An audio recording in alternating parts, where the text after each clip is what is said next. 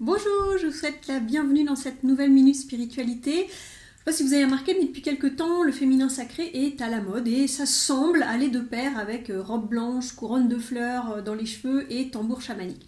Du coup, ça m'a donné l'idée de faire un point là-dessus parce que ce refuge dans les valeurs du féminin, eh bien, ça peut cacher des blessures non guéries. Alors, tout d'abord, l'idée d'opposer valeurs du féminin au masculin dans son entier, ça résulte d'une séparation. Une séparation qui n'a aucun sens, parce que le chemin vers l'éveil qui nous est demandé, justement, ça demande de contacter l'unité en nous.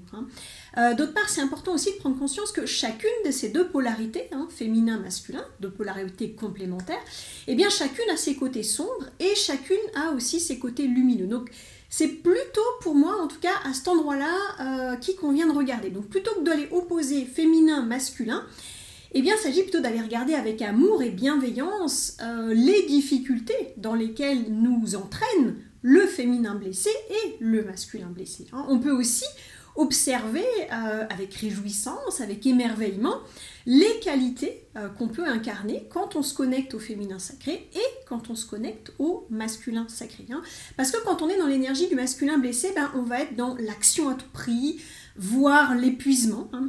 Donc cette énergie du masculin blessé, elle repose sur la croyance qu'il n'y en a pas pour tout le monde et que si moi je veux ma part du gâteau, je peux l'avoir qu'au détriment de l'autre, qu'au détriment de quelqu'un d'autre. Donc quand on est dans le féminin blessé, on a un plan d'action précis, on n'en déroge pas, quels que soient les obstacles, on n'en fait qu'à sa tête. Le masculin blessé, il est aussi beaucoup dans la compétition. Compétition avec les autres, mais aussi compétition contre la vie, qui est vécue en quelque sorte comme une lutte de tous les instants. Le féminin sacré, lui, il va poser l'action juste, en pleine conscience de son but, il a son objectif en tête, il mène des actions courageuses, il a de la détermination, mais il est aussi capable de reconnaître ses faiblesses et ses incompétences et d'aller y remédier d'une manière ou d'une autre. Le féminin blessé, lui, va avoir du mal à passer à l'action. Au moindre obstacle, on abandonne, on s'abandonne soi-même en fait, en prenant le prétexte que ça doit être un signe que c'est pas pour moi. C'est vrai que dans le féminin blessé, la tentation est grande d'aller trouver refuge dans une spiritualité désincarnée, proche de la pensée magique. Le féminin sacré, lui, il va développer une action alignée sur l'intuition, à l'écoute des messages de la vie, c'est-à-dire qu'il va considérer les difficultés comme des initiations, destinées à grandir en amour de soi, en amour des autres, en amour de la vie. Le féminin sacré, il est à l'aise dans l'introspection, mais c'est pour y puiser des ressources, pour mieux s'aligner sur le plan divin. Le féminin sacré va aussi vivre pleinement ses émotions, alors non pas pour s'y noyer, mais pour les transcender et les guérir.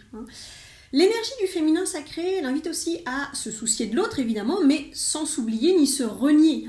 C'est vraiment une manière aussi d'être dans la vie qui va permettre de prendre le temps pour soi, malgré les urgences, entre guillemets, du quotidien. Alors, maintenant, ces quelques repères étant donnés, je vous invite à aller plus en avant, à aller explorer dans quel domaine de votre vie vous êtes dans l'une ou l'autre de ces facettes et qu'est-ce que ça vous invite à aller guérir pour aller vers l'entièreté de votre être. Je vous dis à très bientôt, à la semaine prochaine pour une nouvelle Minute Spiritualité. Ciao ciao!